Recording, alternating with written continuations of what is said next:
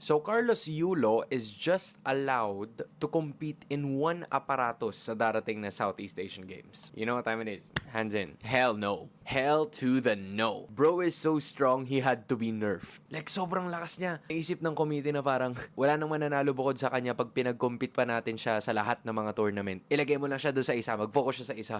They scared, bro. Speaking of which, TT Racing Gaming Chair, TT Hans, para sa 35% off. But damn! Sa bagay, pag host ka naman kasi, siguro nagtatanong kayo, bakit kaya nilang gawin yun? Well, pag host ka, you control the rules. You control the eligibility. Gaya nung nangyari sa basketball. And in this case, they wanted to give a better opportunity para sa mga local gymnasts ng Thailand to win because they're the hosts. And hindi mo rin naman sila masisisi kasi sobrang lakas naman talaga ni Carlos Yulo. Pero damn, like yung lantara na hindi ka namin kaya. So, dapat sa isa ka lang. On the bright side naman, this gives another opportunity para sa mga Filipino athletes to also shine. Kasi pag ang usapan ay gymnasts, obviously, ang kwento is si Carlos Yulo lang talaga ang kilala ng napakaraming mga Pilipino. Pero siguro, sa SEA Games, mas marami tayong makikilala kasi contained lang si Yulo in one specific event. We're still manifesting na sana manalo pa rin tayo dun sa mga events and sa mga aparatos that are involved. Pero sayang lang. Medyo sureball podium finish sana pero Thailand's gonna do what Thailand's gotta do. Wala masyado malakas magagawa natin.